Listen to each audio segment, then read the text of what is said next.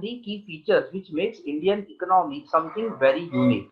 See, today when the entire world is facing COVID-19 situation where more than 185 countries have been affected, still even the IMF, the world's largest agency, International Monetary Fund, is confident that India will make a GDP growth of 1.9% as compared to world average of even 1% or below that.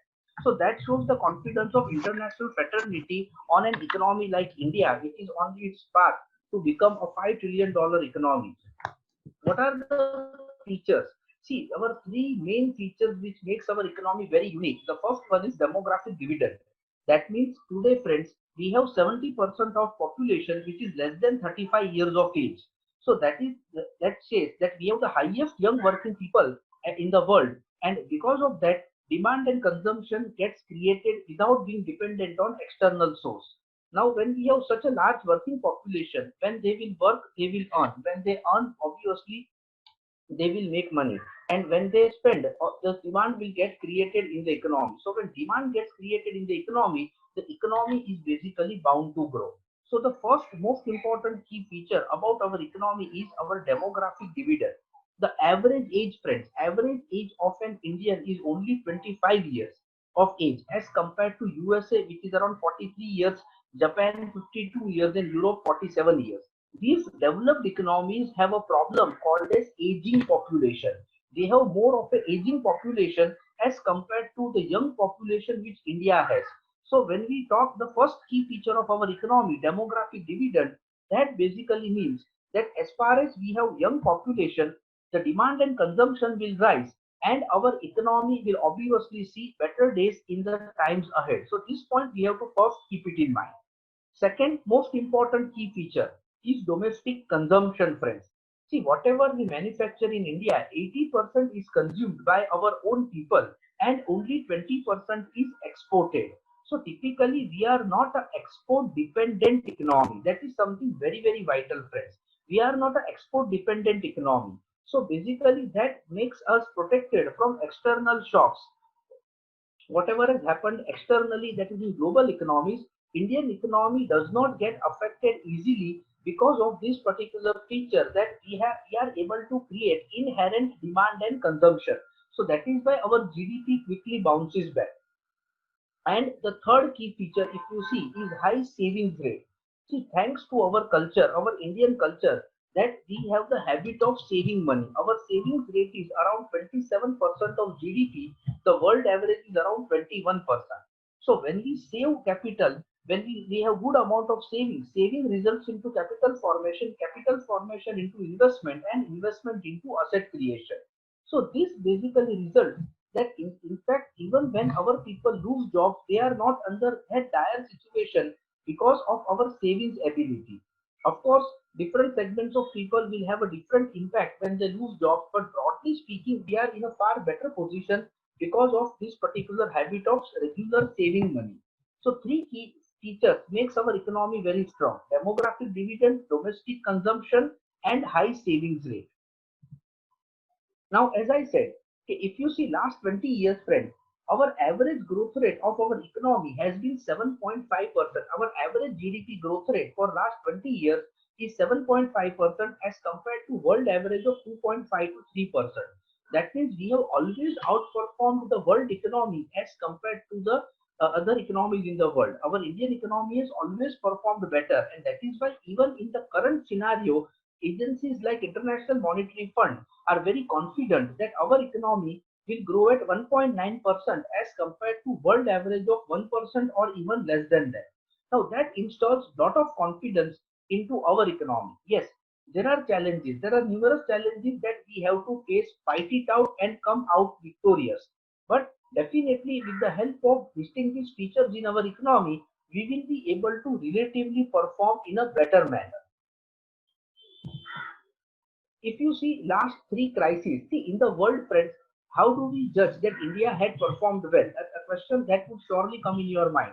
So if you see last 20 years, see after the Great Depression of 1929, we had three major financial crises in the world. 2008 global financial crisis where because of USA, the whole world went into recession. During that crisis also, our GDP was 6.3%, whereas the world average was only 1.5% GDP. During 2011 European Union crisis again, the world GDP was 2.5%, whereas India was 7.1%. So we again outperformed the world GDP by a sizable margin. And in 2015 China crisis, our GDP was 3%. Our GDP was 7.5%. The world average was 3%. So basically, if you see in last 20 years, in this all the global crises which has hit the world economy, we have been able to perform in a far better manner. We have been able to perform. So that has ensured this confidence in IMF and other global agencies that Indian economy always performs better as compared to global economies. Yes. But even in this scenario, friends, what is our main challenge? Trust me, I have been interacting with students across last 15 years, taking more than 2000 sessions across Pan India in the last 5 years, and I have met various students of various age groups, various young people, investors. The biggest challenge what an average Indian or a common man today looks is that whether his daughter and son will have a good job, because good job means he will have a decent income. When he has income, he will basically go buy a house, buy a car. He will create demand in the economy. So job creation is the biggest challenge that our economy has, because when we talk of demographic dividend, if this demographic dividend is not properly handled, then this demographic dividend will become the biggest liability for our economy. For instance, if we see, India needs to create, friends, 1.5 crore jobs. We need to create 1.5 crore jobs every year for next 20 years. Then we will be able to achieve 8 to 10% of the GDP growth rate. Because once we are able to create so many jobs, what will happen is that the overall economy will start growing in a much rapid manner. Things will be far better and economy will perform very well. So this is something we have to keep it in mind. And this is a challenge which unfortunately we are not able to meet in as of creating enough jobs for more people in India. And that is why, friends, that is why the need of startups is very, very vital in India as compared to Western worlds. See, when we say startups, is we have to even what we can say magnify the definition. It is not something related to only technology. It is not something related to $1 billion valuation. It is something which helps the society to grow. It is something which creates a job for a needy person. It creates a job for a needy person. It basically creates an income source. So we have to take startup from that particular angle. Even a small company which starts, and if it is creating jobs in a local area, has to be treated with equal respect and facilities as in case of $1 billion startup which has a technology background. See, these four programs, friends, I always feel are really the best game changers for India. Make in India, Skill India, Digital India, and Startup India. Yes, today we will talk of Startup India for the simple reason that even out of these four, Startup India has the ability of a spillover. It can create multiple ripple effects in the economy. Because when a startup starts, it creates employment, it creates demand in the economy, it makes money circulate in the economy, and overall it helps the GDP of the country to grow. And that is why Startup India out of these four is, I personally feel, the most important initiation of the government.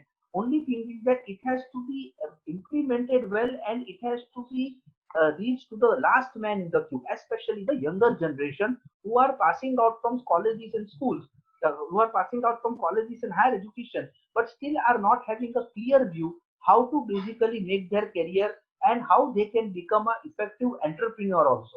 See, we should come out of that mindset that only a 10 to 6 job can make our life prosperous. No, it is not like that. You can become an entrepreneur, and an entrepreneur can be 1,000 times more successful, more rich, and he can live a more rewarding life provided he has a proper business idea and he is able to implement that business idea properly. If we basically see a small example I have taken here, see, why do we need startup? See, the main objective is to create entrepreneurs, as frankly speaking, we are not able to create basically 1.5 crore jobs every year. So it is very vital that we need to create more entrepreneurs in the economy.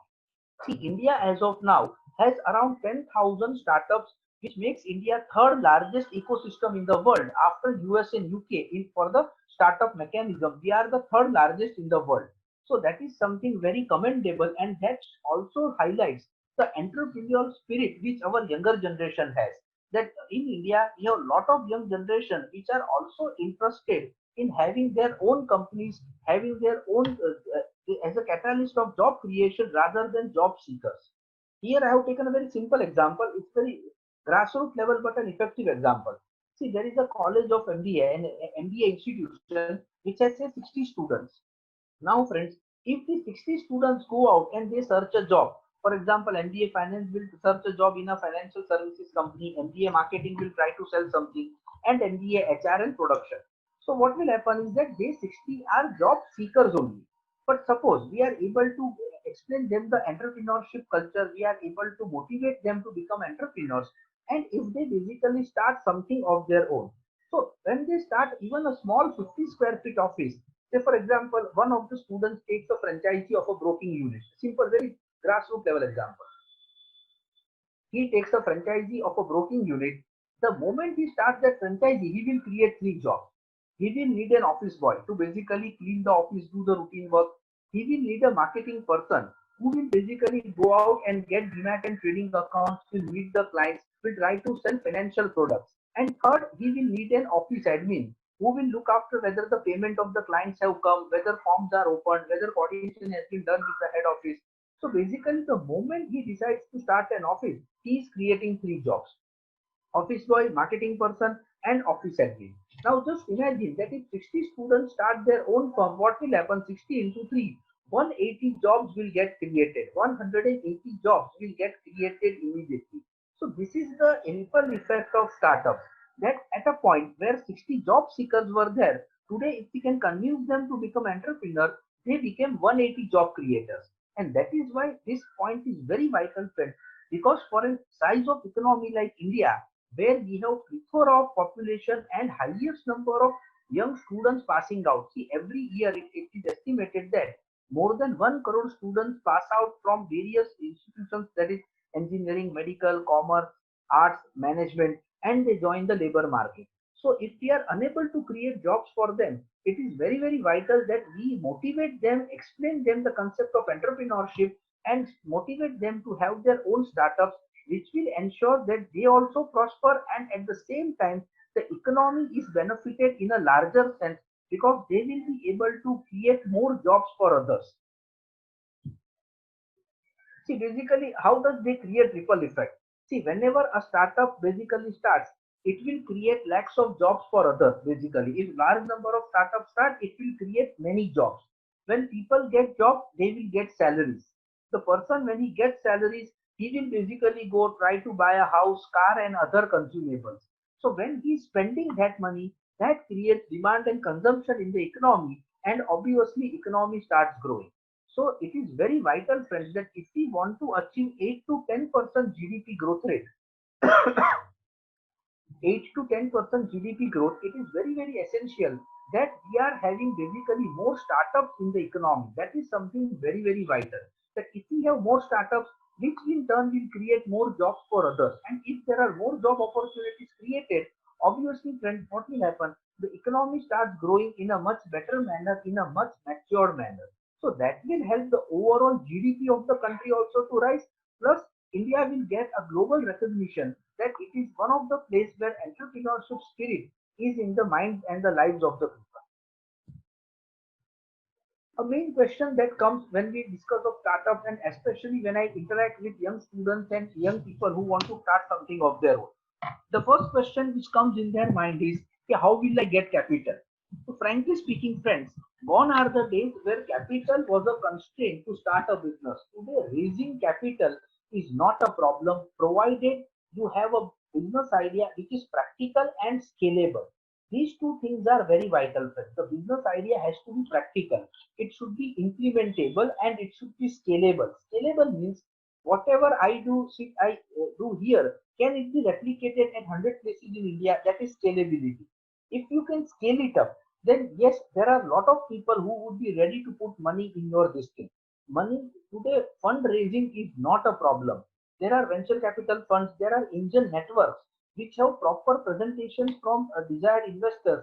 The people who are entrepreneurs, they go with their presentations, and basically they will try to highlight, okay, this is the kind of basically ideas I have, and this is the amount of stake I want to dilute. So can you invest in my startup? So it has now become more structured and easy to raise capital as compared to 5-10 years ago, where capital was the biggest constraint in starting a business. Today, it is no longer a constraint. And mind well, friends, whenever you do, basically, you are deciding to start a startup or having some such thought, always go for equity capital. That is, you offer stake to an investor and make him a partner in your business rather than taking a debt capital, loan capital. One of the key reasons why people fail in startups is they take loans and then they are unable to repay. See, please understand, friends, that when you start a company, the first 3 years are very vital. You need to stabilize. You need to survive. If you survive, stabilize, then definitely you will grow. There is no doubt in that. But there are a lot of hurdles which may come. Now, say for example, there may be many people who may have started their own company, a startup, in the month of January, February 2020, and from March we are having a lockdown. Suddenly the entire nation had to go in a lockdown. Now these kind of situations will always create a lot of problems for young companies which have just started or budding companies. So one has to understand that when you are creating a firm, get those people on board who understand your vision, who understand your mission, and basically who give you equity capital. Again, I repeat, do not take any debt capital when it comes to funding, because if you take debt capital, obviously that person will ask for fixed rate of return, and that will surely create a problem in the flexibility with which you want to run the business. So that is something, one of the critical things you have to keep it in mind. But rest assured, friends, today capital raising is not a problem provided your idea is practical and scalable. There will be a lot of people who are ready to put in money, because even wealthy investors, they are looking out for opportunities of investment in unlisted companies, startups, so that the valuation when after 5 years, 7 years, they get is multifold.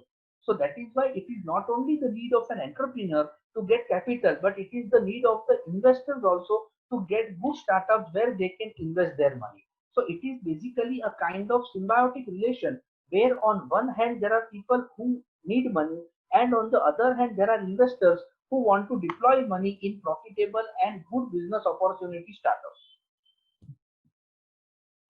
A small basically purview here, basically if you ask me, I want to start a startup, which are the areas where basically the growth can be much higher and with what we can say easy projections also. To start with education sector, friends, see, education is the biggest opportunity in a country like India. See, if you start a company which is into stock market education, which is into financial services education, which is into education of investment, basics of investment, trust me, friends, the kind of response you will get, you will be amazed to look at that. When before this program, I had 1 hour webinar with one of the colleges. You will be surprised, friends. 42 questions came on mutual funds alone.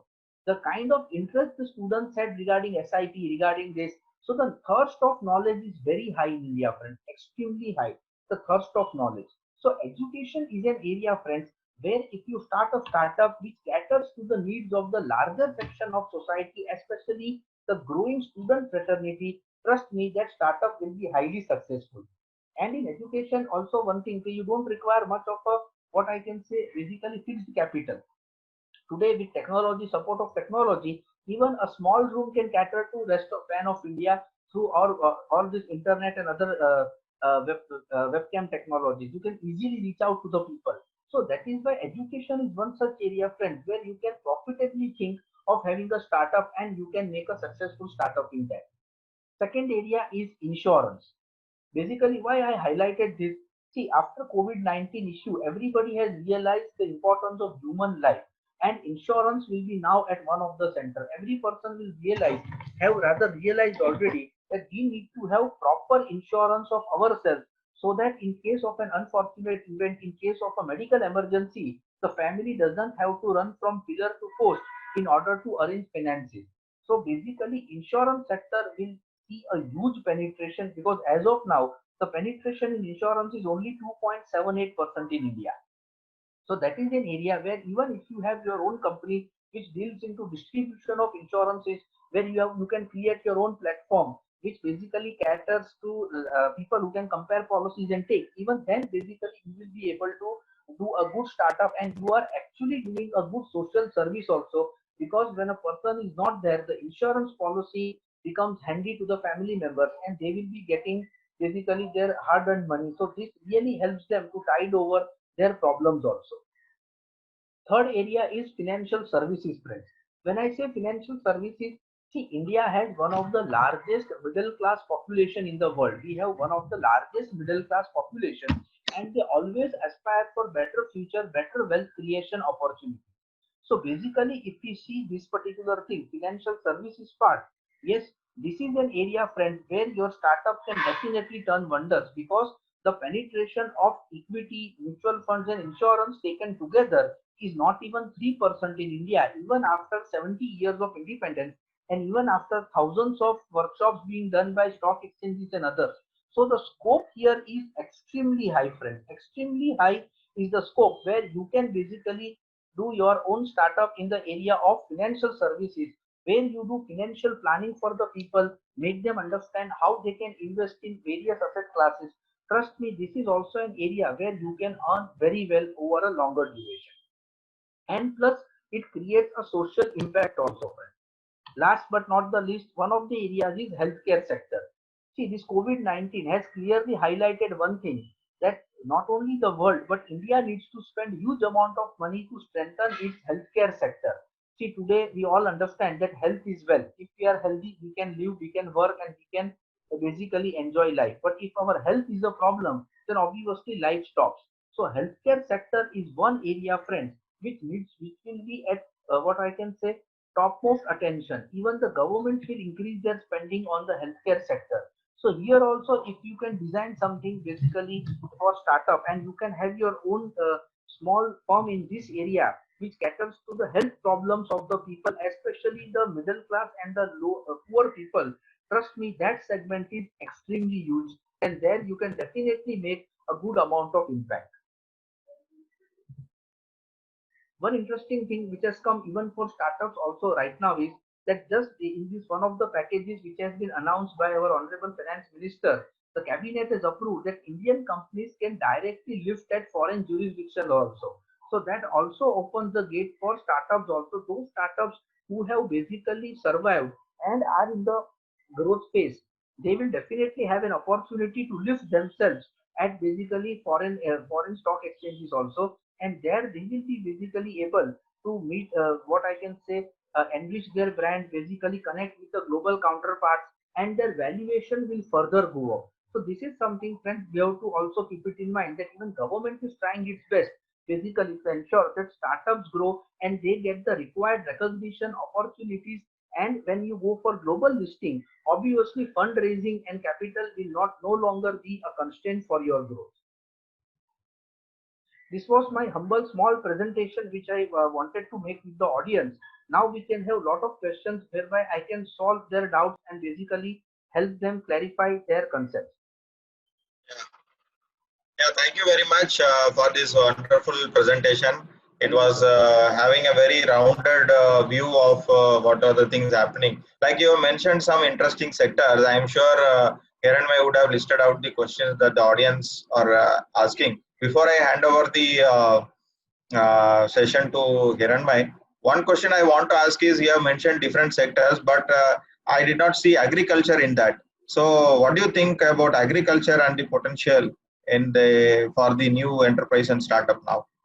See, basically, sir, to be very frank, agriculture obviously offers a huge opportunity, because for the simple reason that 49% of our population is still dependent on agriculture for their livelihood, either directly or indirectly. So agriculture is definitely an area, but in agriculture, if you want to have a startup, you should have a very strong domain knowledge.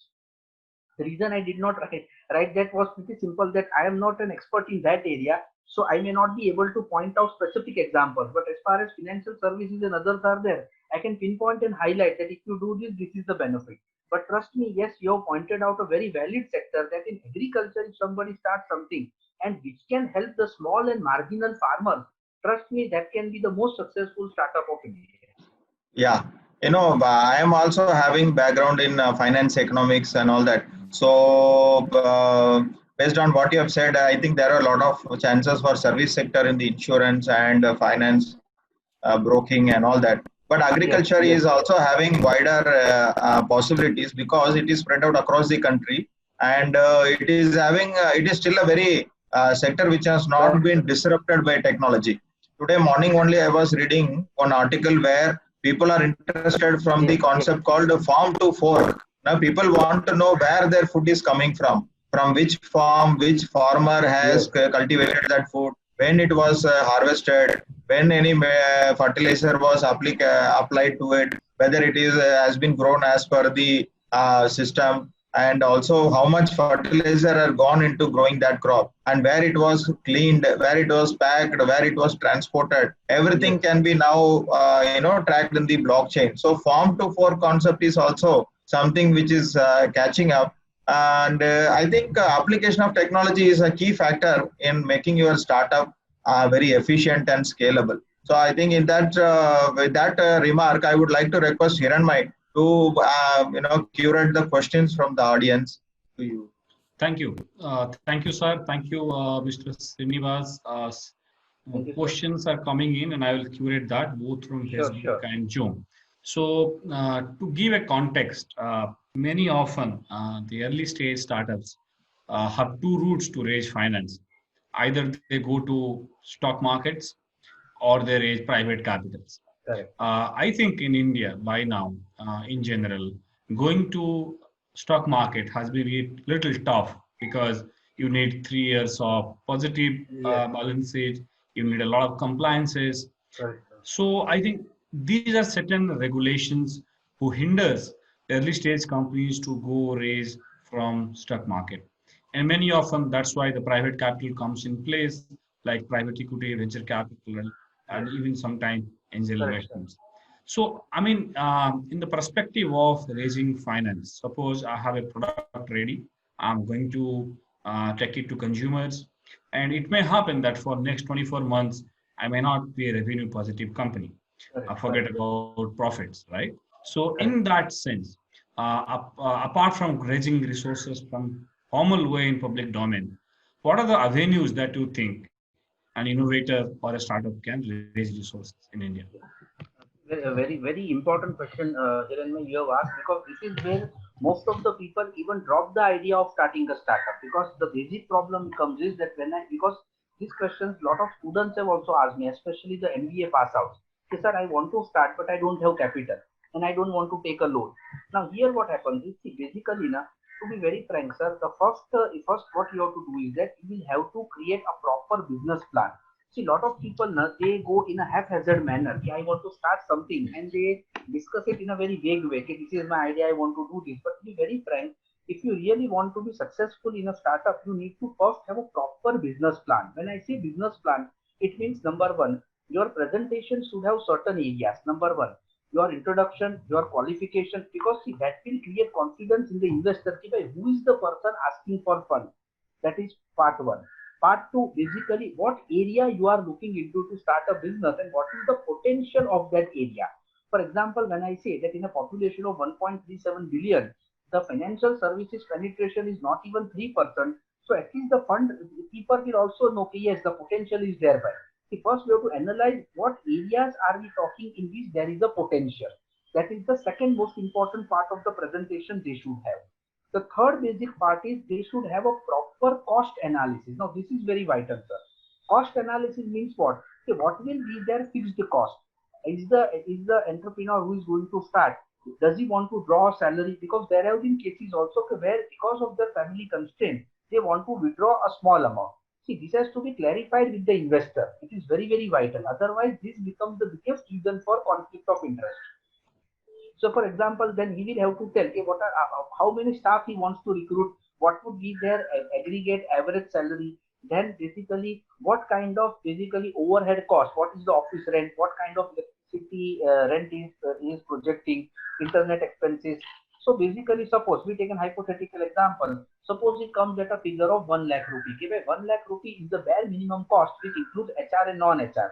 3 employees, so 30,000 rupees for them. His own salary, say for example 20,000, so 50,000 goes in HR cost, and another 40,000 say goes in working capital, other expenses. So total comes to 90, and 10,000 risk fund. So 1 lakh rupee is his cost. Then he has to identify that the fourth part of the presentation has to be the revenue projection. Basically, how can he basically project his revenue? What kind of minimum break even he is expected to create, so that the company becomes reaches at a break even point. So that should be the fourth point. When he makes this presentation, once he's completed that, he has to go to a merchant banker. Merchant banker is an entity that is registered with SEBI and whose expertise is to help other companies raise capital. So if the merchant banker finds that this project is viable and it has enough scope, they will basically sign an agreement with that entrepreneur that yes, we will help you to raise the funds. And then the merchant banker will identify venture capital funds, private equity funds, or even wealthy HNIs.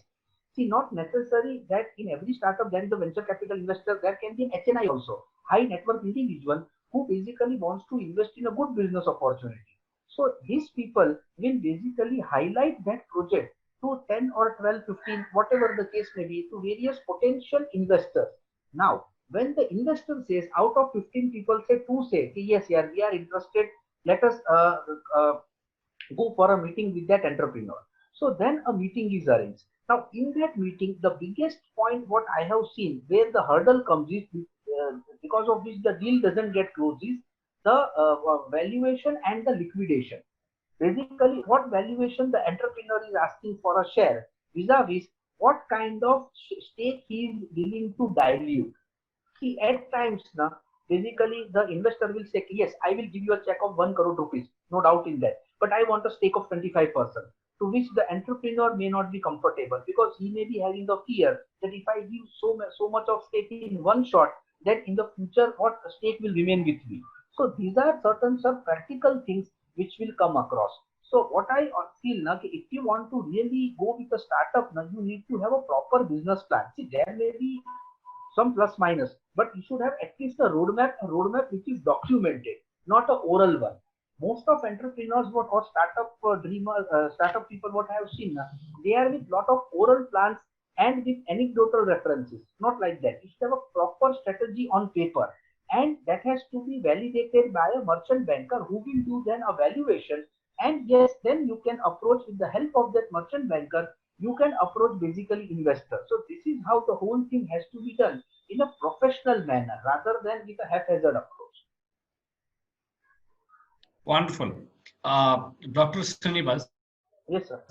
I have a question. And the question is, if you look at the recent success stories of startups in India, the unicorns, the 14 and 15 companies who have valued more than $1 billion, $1 billion, yes. after certain round of VC funding, predominantly the co-founders exist because the final investors want control on the board, take Correct. strategic decisions. And many often, by that time, millions of consumers become consumer of those products and services. May it be Correct. Swiggy, may it be Flipkart, Flipkart. Correct. anything, Correct. right? Correct. So there are two perspectives into it. One, Yes. uh, will the consumer of India will always remain a mere consumer and somebody will make money out of them? Or is there a way that without getting external fund controlling the Indian startups at a certain point of time, is there Correct. a mechanism that India can create so that both the consumer and the value stay in India? Yes, actually, a very well point highlighted by you. In fact, before the webinar, I was just discussing the same point with Nagarajan sir. See, basically, what has happened in India, that good startups, which were the hard work of Indians. For example, if you take Flipkart, it was started by Bansals. It became a good success story, and globally, it was able to create a footprint. It was valued like anything. But unfortunately, what has now happened that it has become a company of Walmart. See, they made both the promoters exit by giving them valuations, and for whatever reason, today the entire management control has gone into the hands of American company Walmart. So basically, and by the time this happened, we all are consuming products from Flipkart. We basically buy from that platform. So one thing is very sure that in case of startups, government can definitely take one particular point in mind and can create a mechanism that whoever startup starts and you get foreign investors, but the final management control should be in the hands of Indians only, and this can be done by having a category of equity shares, what we typically call it as a sweet equity, which has a disproportionate voting rights. So the Indian promoter, the original person who has started the company, always has a say in the company, and that is, I think, very vital from a nationalist perspective also. Otherwise, what will happen? Our people, they do a lot of hard work, they form a company, and ultimately one day some foreign company takes over it for a simple reason that they have plethora of capital. So here something should be done which ensures that the management control, and that can be done with this disproportionate voting rights, and that is a very easy way to do it rather than antagonizing any foreign investors, because ultimately we also need them for capital purposes.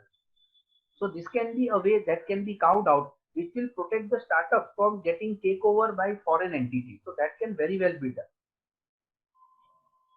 Wonderful. So for the example, Paytm is nearly 50% now invested and founding team, and you will sooner have more control from China than exactly, India. sir. Exactly. Despite Yes. we'll be celebrating as an Yes. iconic company, Yes. startup coming out of from India in financial space, Yes. at some point of time, these are the issues that need to be looked out. Look. So ये क्यों होता है? Is it because raising, making a profitable business model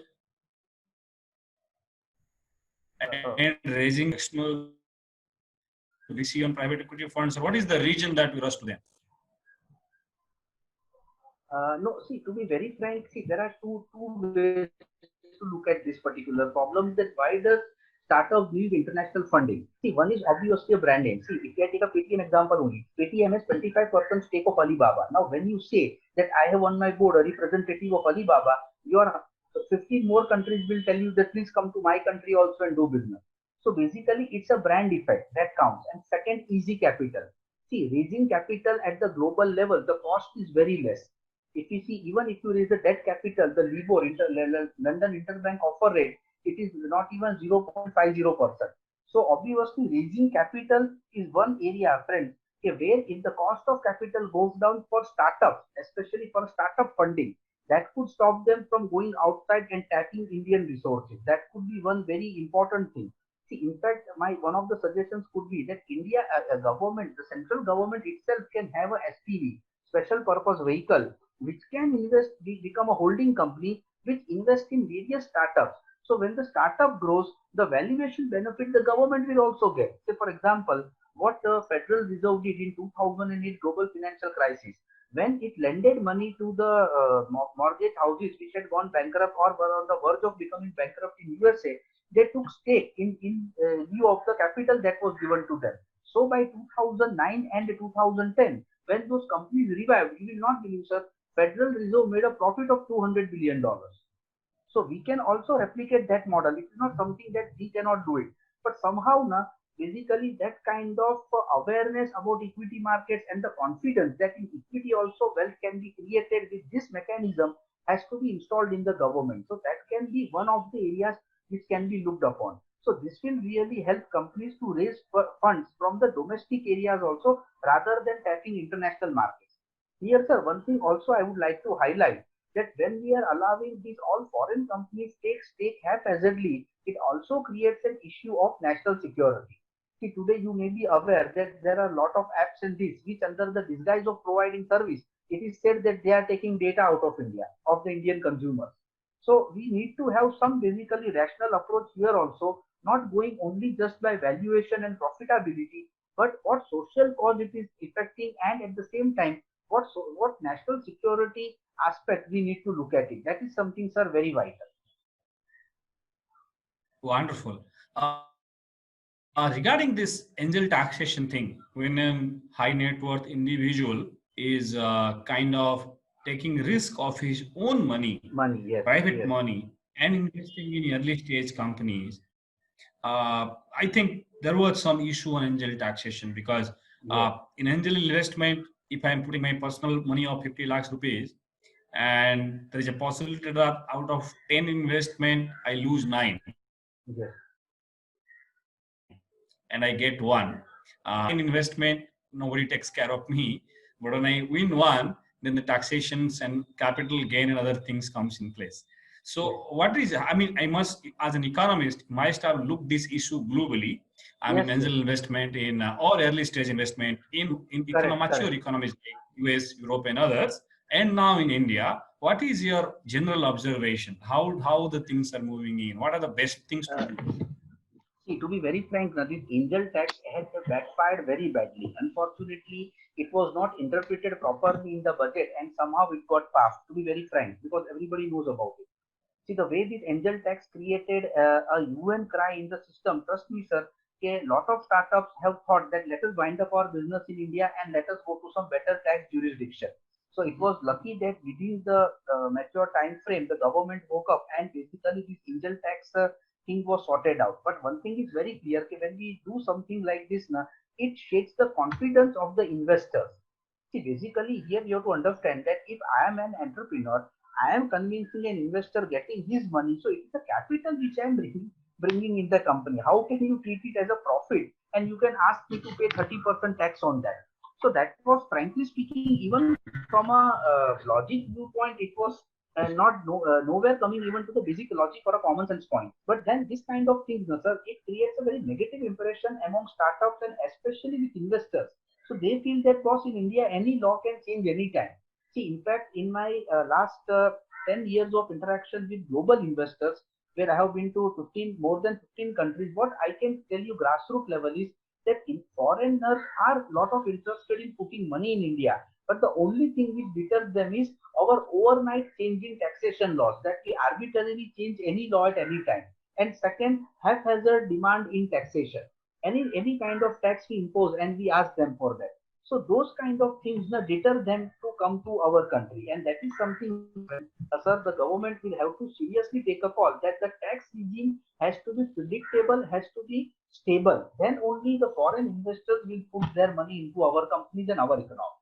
That is something very vital. Otherwise, then what happens is that one step we go ahead and two steps we come backward because of these instances. So that is something we have to keep it in mind.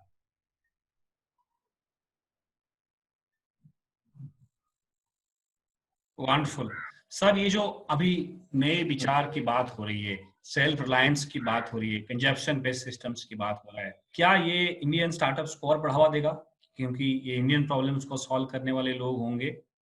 ये sir, ये जो आत्मनिर्भर भारत की अभी जो prime minister ने before the announcement of this 20 lakh crore package की जो बात कही है, कि उसमें definitely Indian entrepreneurs have done that in the past also, but to be very frank, somewhere we have lagged in creating quality.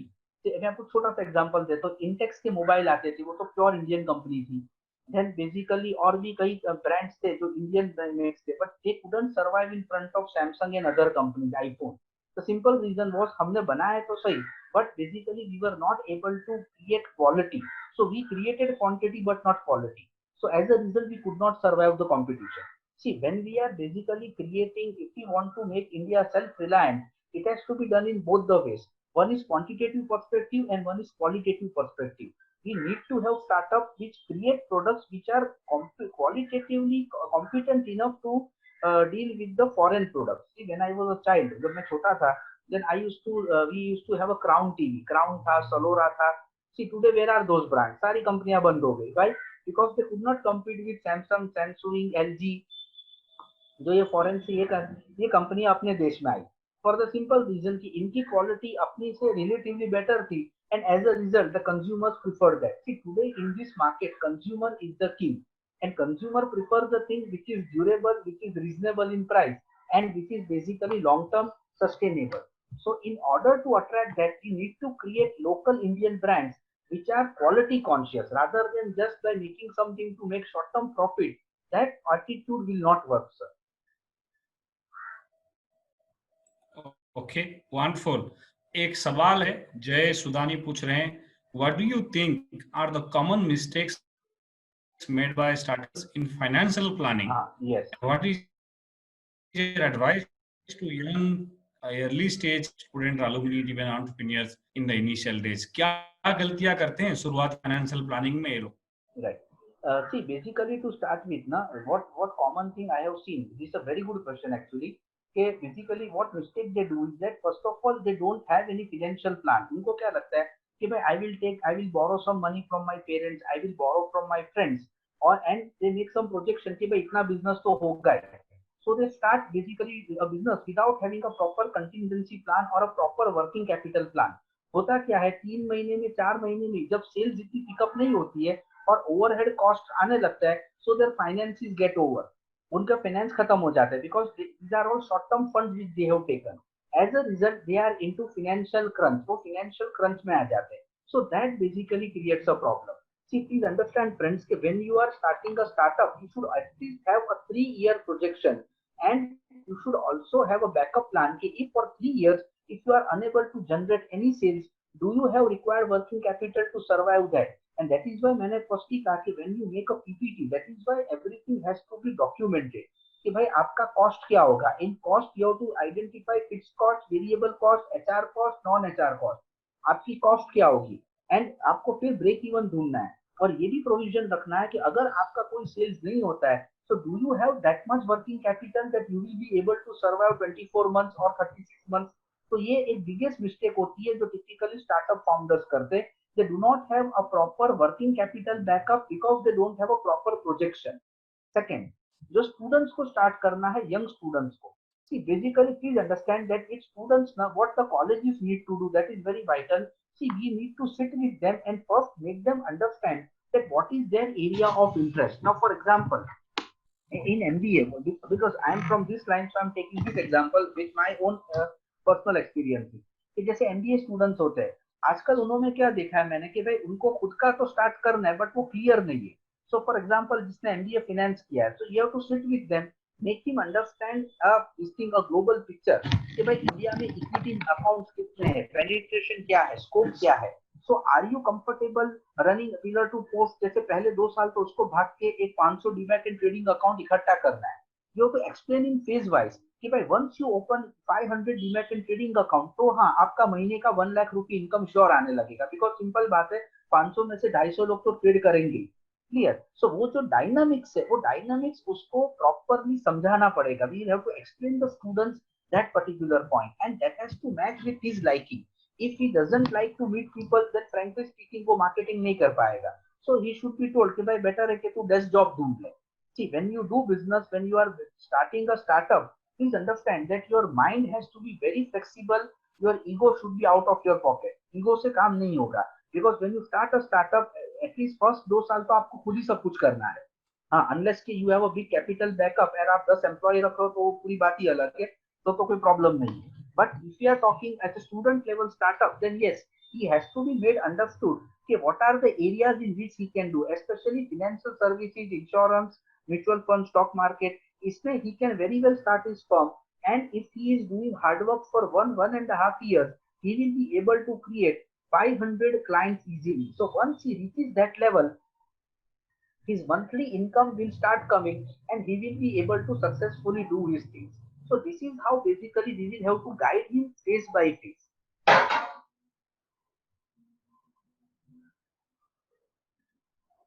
Wonderful.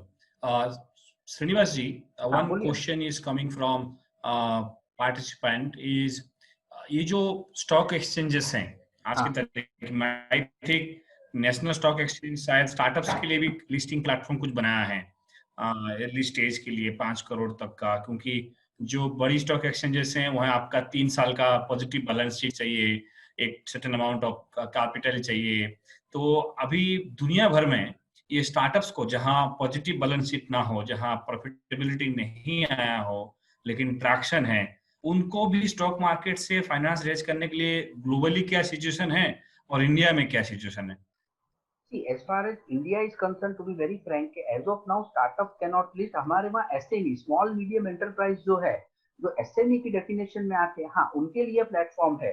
और BSE में तो 300 plus SMEs are listed. NSE में भी कुछ कंपनियां हैं, बट BSE में तो 350 कंपनियां तक लिस्ट हो गई है।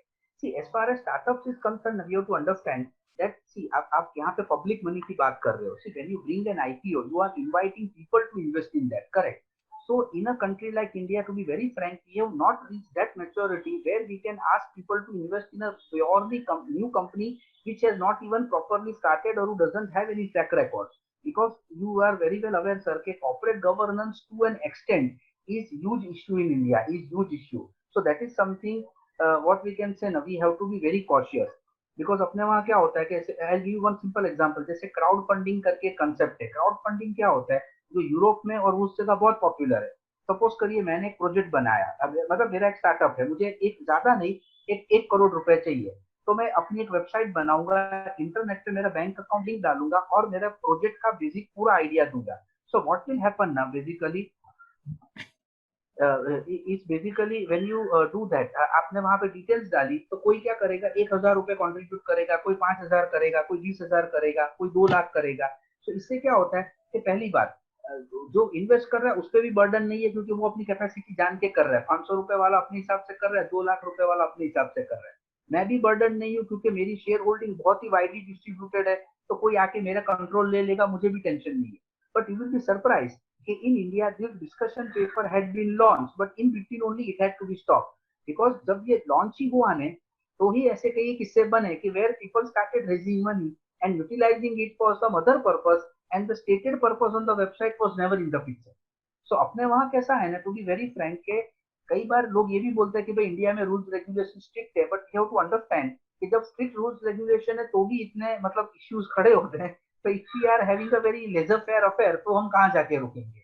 So it is something now where we need to still have a mature market, and then we can allow direct basically listing or areas where public money is involved. That is why we have to have some patience.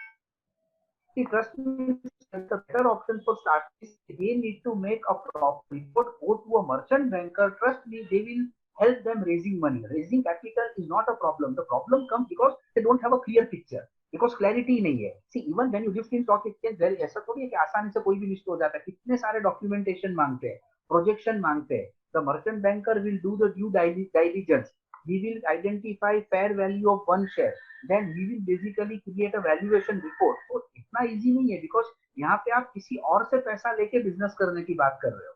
So it is something very responsible, and we have already seen that even with so rules and regulations, lot many companies which were listed on stock exchanges at fancy valuation today are in 2 rupees, 3 rupees. So what about those investors who had put money? So that is why we need to go step by step. Wonderful. तो एक सवाल है participant से, वो कह रहे हैं कि ये जो इंपोर्ट सब्स्टिट्यूशन की बातें होती है कई बार अलग सेक्टर्स में, उसमें स्टार्टअप्स क्या कुछ लिवरेज कर सकते हैं क्या? So definitely, no, why not? See, today India is importing a lot of things in a huge way. Huge way we import. See, India is the 4th largest manufacturer of coal. Even then we import coal. We import almost all types of arms and ammunition. We import medical equipments like X-ray, scanning machines, MRI, CT scan. So in these areas also, whatever, if you can make something here, sir, as I already said, कि India में opportunity issue है ही नहीं. Issue सिर्फ क्या है कि हम जो चीज बनाए उसकी quality होनी चाहिए.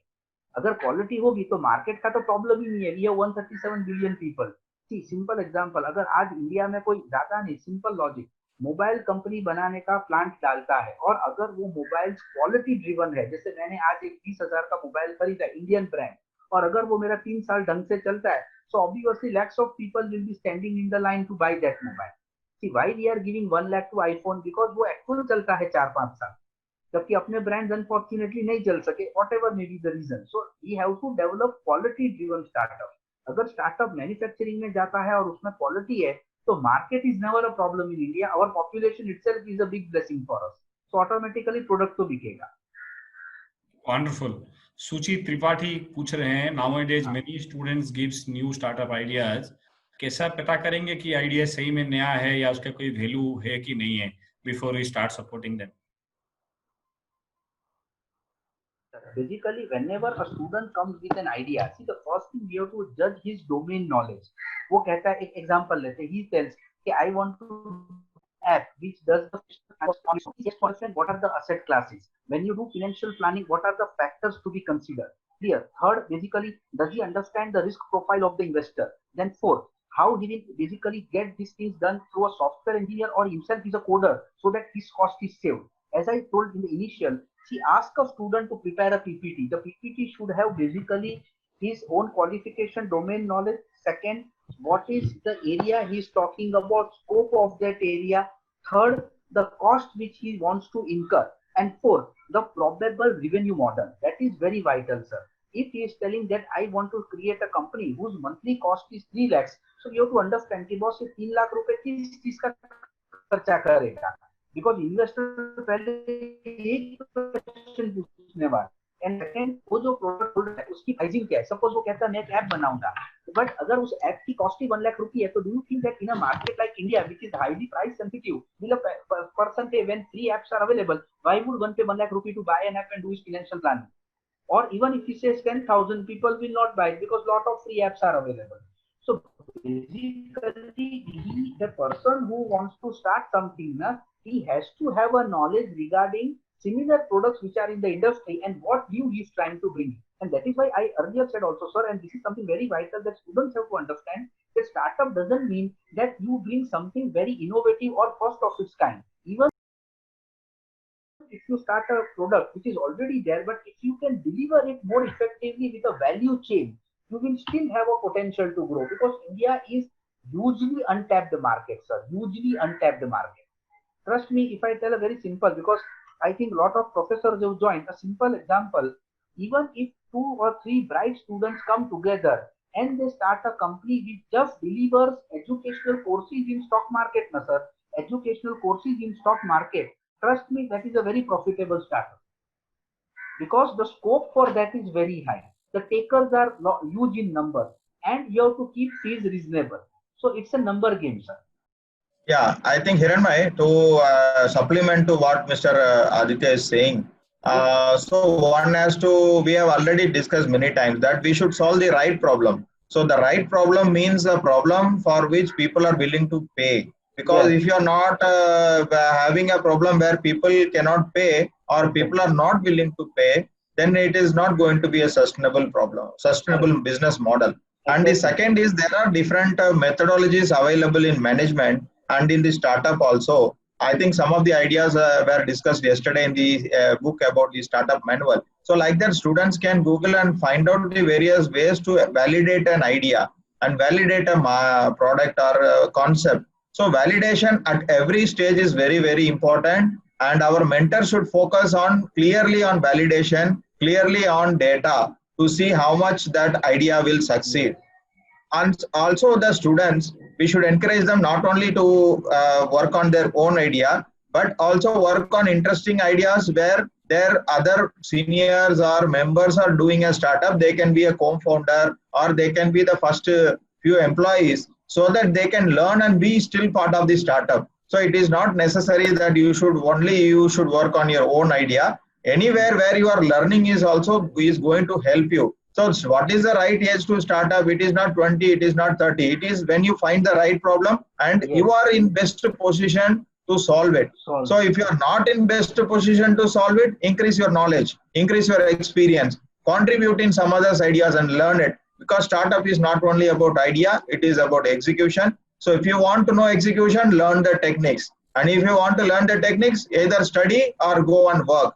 And if you want to do a startup, work in a startup. So these are various ways where individual can explore and go ahead. So execution and learning, all the mentors should always make it a point to the student. Starting up as a young student is only the beginning. They have the whole life. They can start up so many times, but every time they should learn, they should come up and they should deliver something of value. So that point I think we should frequently tell, because we are focused on students. Correct. The I have is the implementing the student startup and innovation policy. So learning by doing is very, very important for our students. And that is why we always keep saying that we should focus on that part which is very important for our youth, because that defines the entrepreneurial personality of the person. Yeah, Hiranmai, I think you can take a few more questions. Yeah, I'll take 1 or 2 questions before we wrap up. Lalitesh Kumar Chopra is asking that there are certain people who are working on logistics, supply chain, agriculture, in other domains.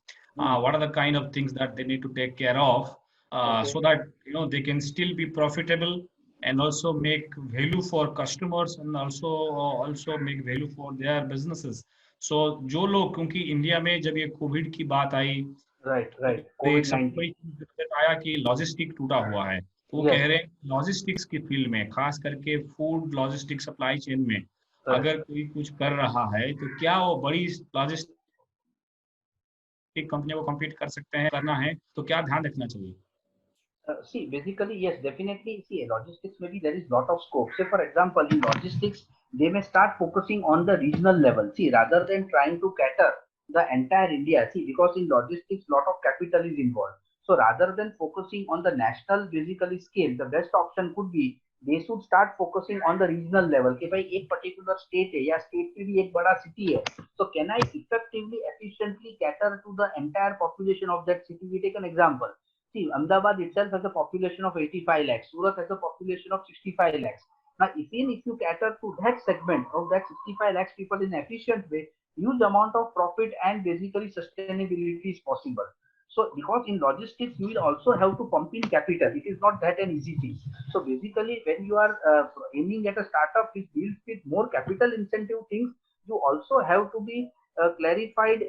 This is something very, you have to be focused on what is the area, what is the capital cost involved, and whether you by contributing to one particular area, if you can survive well, please do that. See, in startups, sir, what I have another my experience is that it is better that you deal with a small geographical region first, and if that model is successful, then you replicate it basically to the national level.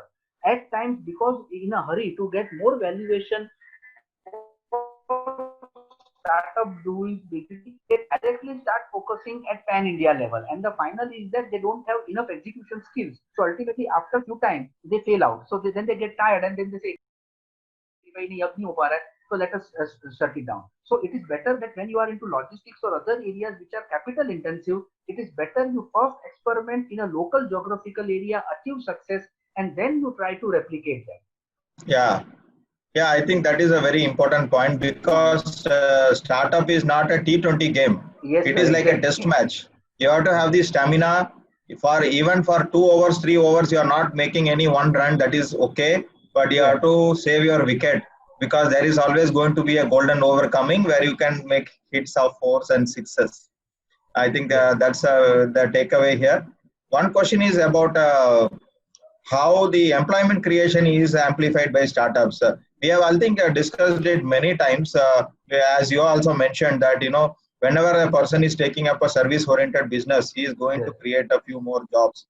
So that is also very important. And I'm sure any service job is service business is going to create a lot of jobs. For example, we can take Swiggy, Ola, and so many other things. Recent businesses, and even in retail, like we discussed about Flipkart and all.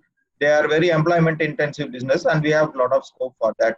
One question is Dr. Pradeep Desai is asking, due to shortage of migrant labor for existing units, then how startup would be able to succeed in the difficult corona times? Sir, basically, see, after this post-corona, see, one thing is sure, friends, that life will not be as same as it had been earlier. Because here you will have to see what the startup or any company is into. See, a lot of companies are now having work from home culture, and even a company like TCS has clearly told that our 25 to 30% staff by 2025 will be having permanently work from home feature. See, because here if you can work from home and efficiently deliver the things, that saves lot of cost even for startups also. See, lot of what I have seen, a lot of startups fail because they take up a lot of rental costs. उनको क्या लगता है कि fancy office बना दूँ, AC air conditioned cabin है, so client will get impressed. But frankly speaking, it's nothing like that. So basically, if you are having work from home also, and if you can effectively deliver the client needs, even after post-COVID, startups will have a lot of opportunities. See, again, I will tell healthcare sector, insurance, financial services, this will scale up like anything once the life cripples back to normalcy after post-COVID. For the simple reason that people have realized that if we are not there, see, a simple question, if today something happens to me, who will take care of my family? So two things I will always aim at. Number one, financial security, and number two, proper healthcare and insurance cover. So that in my absence, my family is protected. So it is very obvious, friends, that these areas will see lot of startups coming. And my trust me, friends, even if there are startups which are in the area, the scope is enormous. I will tell you that in as far as financial services, insurance, and healthcare is concerned, even if we have 1,000 startups in these areas, still nobody will be able to capture more than 5% of market share, because the scope is so huge in India. It is exorbitantly large sections available of people whom you can tap and make profit out of it, and plus socially do a good job also. Thank you, sir. एक सवाल, capital आपके balance sheet में capital और उस चीजों की काफी अहमियत रहता था, और शायद स्टॉक मार्केट्स की भी जो रेगुलेटरी फ्रेमवर्क्स हैं एसेट्स को, खास करके फिजिकल और जो आप कह सकते हैं कि जो एसेट्स जो आपके सामने दिखता है उसकी भी कीमत है। लेकिन आज की जो स्टार्टअप्स हैं ज्यादातर के पास कोलैटरल रखने की भी नहीं है। आप उबर के पास जाइए, किसी के पास जाइए, उनके खुद की तो गाड़ियां हैं नहीं। सो धीरे धीरे एसेट हेवी से एसेट लाइट बिजनेस मॉडल बनने जा रहे हैं। करेक्ट। तो जब ये एसेट की डेफिनेशन पर, जैसे कि माइक्रोसॉफ्ट की अगर आप पूरे देखेंगे तो उनकी ज्यादातर वैल्यू उनकी पैटेंट्स का है, ना ही उनका ऑफिस स्ट्रक्चर्स का है। तो कहीं ना कहीं जब ये आप मैन मोटर मशीन से नॉलेज इकोनॉमी की तरफ आ जाओगे, एसेट हेवी से एसेट लाइट की तरफ चला जाओगे, तो ये पब्लिक रिसोर्सेस रेज करने के लिए स्टॉक मार्केट्स भी अपने कुछ रूल्स रेगुलेशन बदल रहे हैं कि अभी भी पुराने ख्यालों में चल रहे हैं? No, see, basically यहाँ पे क्या होता है सर, कि whenever a company comes to stock market to raise money, ना, they have to get their valuation done. Correct. Now valuation अलग-अलग कंपनियों की अलग-अलग मेथड से ही होगी. For example, if today an IT firm comes, so in IT firm the major investment is into manpower only. दिमाग में पैसे हैं. It is not something to do with physical infrastructure. So basically, even the stock exchanges, stock markets have dynamically updated themselves. और जैसी जो company आती है उसको उस बेसिस पे ही उसका वैल्यूएशन होता है। एंड वैल्यूएशन के भी कई मेथड है, कई प्रकार है। सो उसमें भी जो मर्चेंट बैंकर्स होते हैं, who are the expert people in this area, they will do the valuation keeping in mind the required parameters and accordingly will come out with a valuation. See, obviously there was a phase where capital intensive businesses like Reliance Industries, जो पूरा पैसा plant में है, plant, building, land, machinery, Tata steel, so ये एक अलग दौर की कंपनियां थी। जबकि आज अगर आप देखोगे तो अलग दौर की कंपनियां आई है। जैसे basically if you take DMart, तो डीमार्ट को स्टॉक तो लिस्ट हुआ सिर्फ 300 रुपए में, लेकिन आज 2400 रुपए। तो उसका रीजन क्या है? बिकॉज उसका बिजनेस मॉडल बहुत अलग है। They have their own outlets, उसमें कोई भी डेट कैपिटल नहीं है, it's a zero debt company, plus कोई रेंटल्स नहीं है। सो ऑब्वियसली मार्केट ने उसको ज्यादा वैल्यूएशन दिया है। जो मैंने इनिशियल पॉइंट भी कहा था सर, कि basically whether it is a startup or an established company, today a company with an equity capital it always gets more valuation as compared to a company which has loan on its head. See, आज आप lockdown में भी देखिए, सबसे सुखी आदमी कौन है? जिसके सर पे EMI नहीं है। To be very simple concept. So the same logic goes with companies also. Okay, if a company doesn't have to repay a loan, it's an equity company, sir, that company will definitely get higher valuation. So the same applies with startups also. So that is why in startups, now my again request to all faculties, to the students, कि first they should have a habit of making an Excel sheet, a PPT, so that everything is on paper. तो उनको भी पता चलेगा where they are lacking. See, 90% startups, especially related to students, fail because वो क्या होता है, out of their impulsiveness वो try करते हैं, not based on scientific calculation. See, अपने को ये तो पता होना चाहिए कि मेरा खर्चा क्या होगा। मैंने ऐसे कितने स्टूडेंट्स देखे जो आज आके बोलते स्टार्टअप चालू करना है, जब घर जाके कुछ हिसाब करते तो कल बोलते सर जॉब पे हो तो startup goes away, because when they sit with a pen and paper ना, they come to the reality कि अरे भाई इसमें तो इतना एक्सपेंस है। So these are the things which they need to jot it down, sir, then only they will come to a realistic business plan. Wonderful. ये जो आपने कहा बिजनेस मॉडल की, इसी चीज को कंपनी को मदद करने के लिए हम लोग iHub में एक बिजनेस मॉडल लैब बना रहे हैं। ओके। जिसमें हमारा मेन में काम किए हैं जिन्होंने बिजनेस मॉडल डिजाइन पे काम किए हैं, और वो एंटरप्रेन्योर जिन्होंने एसेट लाइट इंफ्रास्ट्रक्चर्स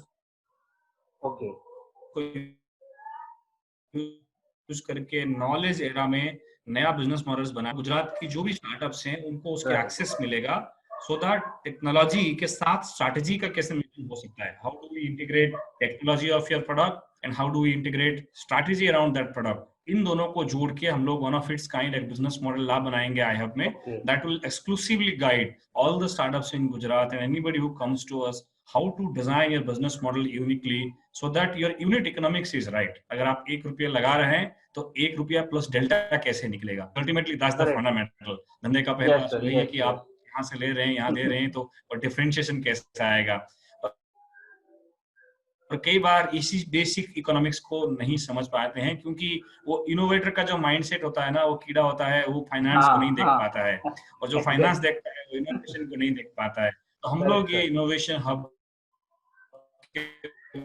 द्वारा बहुत अच्छा लगा आप आज आए और फाइनेंस इकोनॉमिक्स के माध्यम से ये समझाए मैक्रोस्कोपिक लेवल पे देश में एंटरप्रेन्योरशिप का इकोनॉमिक इम्पैक्ट क्या आएगा और माइक्रोस्कोपिक लेवल पे क्या-क्या चीजें हो सकती. राइट.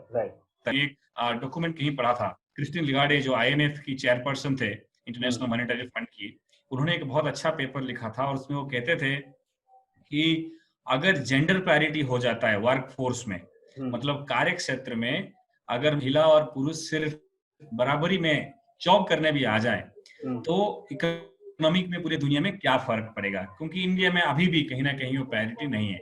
और दूसरा उनका रिसर्च था कि अगर उनमें से कुछ लोग एंटरप्रेन्योर बन जाए तो क्या फर्क पड़ेगा. ओके. तो उसी चीज पे जो उनका जो लिख था उसमें एक बहुत इंपॉर्टेंट डाटा था. वो कहते हैं अगर हम लोग सिर्फ जेंडर पैरिटी जॉब के क्षेत्र में ले आते हैं तो जापान का ग्रोथ हो जाएगा 4%, यूएस का ग्रोथ हो जाएगा 7%, यूरोप का हो जाएगा 6% और इंडिया का हो जाएगा 27%. तो आप सोचिए कि खाली पैरिटी लाने से अगर आप 27% ग्रोथ कर सकते हो जॉब करके, और अगर उनमें से कुछ लोग अगर हम एंटरप्रेन्योर बना दें तो डेफिनेटली ये फिगर 50 के ऊपर चला जाएगा. तो मैक्रो इकोनॉमिक पर्सपेक्टिव से ये बहुत सैद्धांतिक है कि आप यंग बॉयज एंड गर्ल्स को एक्शन में ले रहे हैं. पहली बात तो कि उनको जॉब रेडी करना है और उसके बाद जब स्किल आ जाता है उस स्किल को लिवरेज करके खुद का प्रॉब्लम सॉल्व करके जॉब क्रिएट कैसे करना है. तो यही सबसे बड़ा हथियार होगा इकोनॉमिक प्रॉब्लम को सॉल्व करने के लिए आगे के लिए. और इसके लिए जितनी भी जन भागीदारी चाहिए एकेडमिक सिस्टम से, इंडस्ट्री से, आप जैसे मेंटर से, वो बहुत फायदा रहेगा. और इस पूरा प्रक्रिया को, यही पूरी कहानी को जोड़ के एक ही विंडो के द्वारा करने के लिए गुजरात सरकार की जो प्रयास है उसको हम लोग इनोवेशन एंड स्टार्टअप हब या iHub कहते हैं. तो हम लोग अभी इस चीज को शुरुआती किया है और हम कोशिश कर रहे हैं कि सिंगल विंडो सिस्टम से ये सब फैसिलिटी इनोवेटर्स को, स्टार्टअप्स को मिले ताकि transaction cost of getting the facility and transaction cost of leveraging the facility to create benefit, ये दोनों ऑप्टिमाइज हो सके.